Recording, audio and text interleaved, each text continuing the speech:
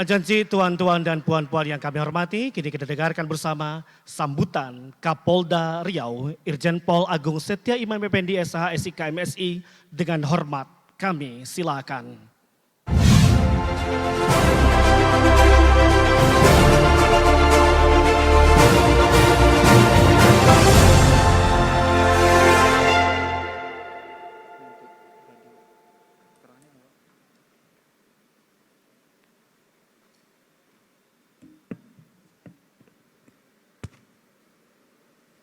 Bismillahirrahmanirrahim. Assalamualaikum warahmatullahi wabarakatuh. Yang saya hormati Bapak Kepala Bank Indonesia Provinsi Riau dan jajaran yang hari ini menyelenggarakan pertemuan tahunan Bank Indonesia. Yang saya hormati Pak Kajati, Pak Danrem, Ibu Asisten 2, Bapak-Bapak Ibu sekalian, pimpinan kantor ataupun pimpinan instansi yang hadir, serta dari yang tidak bisa saya sebutkan satu persatu, mohon maaf. Bapak Ibu sekalian, kita hari ini menghadiri pertemuan tahunan dari Bank Indonesia yang diselenggarakan secara nasional maupun lebih spesifik lagi untuk Provinsi Riau. Pak Desimus merancang ini tentu ada maksudnya. Kita tahu bahwa hari ini, sebagaimana tadi disampaikan oleh Bapak Presiden dan Bapak Gubernur Bank Indonesia, kita harus kembali pulih ekonominya. Bagaimana caranya? Sinergi dan inovasi jawabnya. Dan tadi Pak Desimus sudah sampaikan bagaimana strategi yang tepat untuk Provinsi Riau ini. Dan saya rasa kita semua, saya akan mendukung ini semua. Dukungan ini bukan dalam perspektif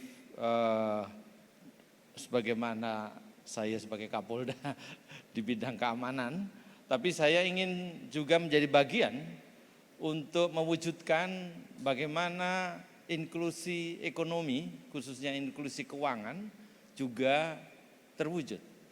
Bagaimana juga kita menyelenggarakan hilirisasi produk-produk kita yang belum maksimal. Bapak Ibu sekalian, era sekarang era yang memudahkan kita semua dalam berbagai hal. Kita bisa melaju dengan sangat cepat, tentu apabila kita memiliki perangkatnya. Tapi kita juga bisa ditinggal sangat jauh apabila kemudian kita tidak beradaptasi dengan hal-hal yang baru dari apa yang ada di sekitar kita. Di bidang ekonomi adalah bidang yang menjadi penyangga dari kehidupan negara. Kita tadi strategi nasional sudah disampaikan oleh Bapak Gubernur Bank Indonesia. Di Riau ini harus bagaimana? Sebagaimana tadi saya mengutip apa yang disampaikan oleh Pak Desimus, bahwa kita harus menggelorakan inklusi ekonomi, khususnya inklusi keuangan. Dari survei secara nasional menunjukkan bahwa masyarakat dewasa kita baru 61% yang memiliki akun, memiliki rekening di bank. Tentu ini harus kita galakkan bersama bahwa kita semuanya kalau tidak punya rekening ibarat tidak punya akun media sosial. Tentu ini supaya kita semuanya memiliki. Kita sangat tertinggal kalau hanya 61%. Ada 49% lain, mohon maaf 39% yang lain masyarakat kita dewasa tertinggal untuk transaksi, untuk hidup dengan efisien dalam berbagai macam kegiatan ekonomi. Tentu kita tidak berharap ini ada di wilayah Riau. Peran bapak-bapak semuanya, bapak ibu sekalian adalah bagaimana kita mendorong. Sebagaimana mungkin juga kita bisa ketahui bahwa KRIS kita sudah selenggarakan untuk transaksi penggunaan anggaran pemerintah umpamanya, itu suatu hal yang saya menyambut baik bahwa pemerintah daerah sudah kemudian beradaptasi untuk menyelenggarakan transaksi keuangan terkait dengan penyelenggaraan pemerintah dengan menggunakan transaksi digital. Saat ini kita bisa apa saja, kita bisa mengejar atau melihat, memiliki sesuatu dengan cepat. Kalau kita melihat baju yang bagus, ibu-ibu pasti pengen membelinya. Tinggal duduk di rumah, kalau itu sesuai dengan kebutuhan, ibu sudah bisa memesan dan 2-3 hari barang itu sudah datang. Tentu harus kita memiliki, kembali basicnya adalah rekening. Kalau ibu nggak punya rekening, pasti kesulitan untuk menyelenggarakan ini. Dan tentu kita juga harus menggelorakan bagaimana ekonomi ini bergerak di mana hal yang utama. Kita mau prioritaskan di mana. Kita tahu mesin ekonomi itu ada di industri keuangan, industri perbankan. Maka saya harap kita semuanya memahami bahwa kita punya bank BRK, Bank Riau Kepri. Saya rasa ini adalah mesin kita yang harus kita manfaatkan dengan maksimum. Untuk kemudian menggerakkan banyak hal di dalam dinamika ekonomi ini menjadi lebih mudah, lebih simpel, dan tentu BRK juga akan beradaptasi dengan keinginan-keinginan nasabah yang tentu ingin menjadi lebih efisien dan lebih baik. Terkait dengan hilirisasi, dan kita perlu tahu bahwa tadi disampaikan produk turunan kita terkait sawit sebagai produk unggulan kita masih sangat rendah.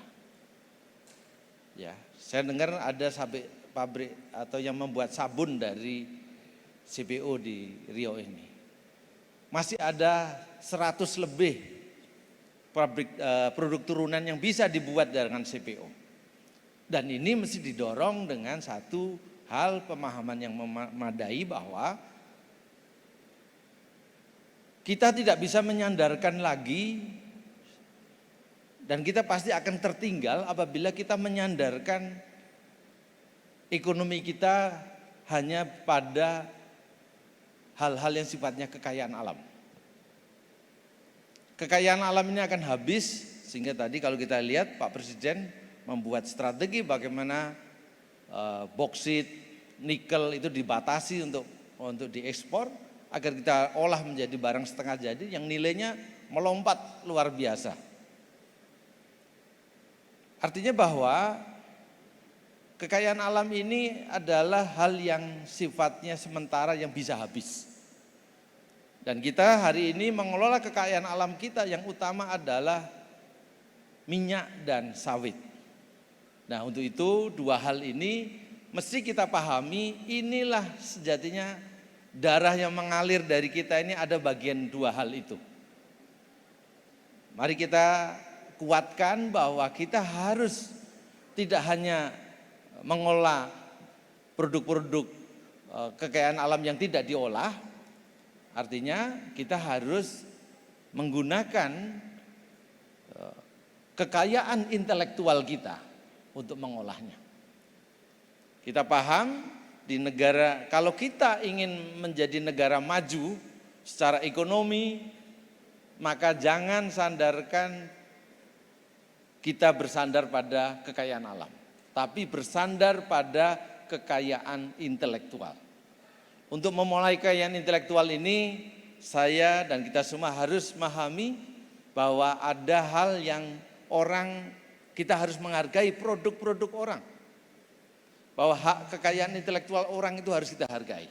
Dan mulai dari itu maka kekayaan itu akan punya nilai. Kalau punya nilai kemudian dia akan mendapatkan dari nilai itu menjadi satu pendapatan. Dan tentu ini perlu riset, perlu pengembangan lembaga-lembaga pendidikan yang kuat. Tadi saya lihat banyak yang diberikan beasiswa, ini kita harapkan mereka akan mampu mengembangkan kekayaan intelektualnya untuk menghasilkan produk-produk teknologi dan sebagainya dengan intelektualnya itu. Dan kiranya dengan apa yang ada pada kita saat ini, kita disyukuri banyak hal mudah kita dapatkan hari ini. Kita punya dua hal tadi, CPO dan minyak. Harga CPO buah segar, tandan buah segar TBS hari ini sepertinya tertinggi sejak tanaman sawit ditanam.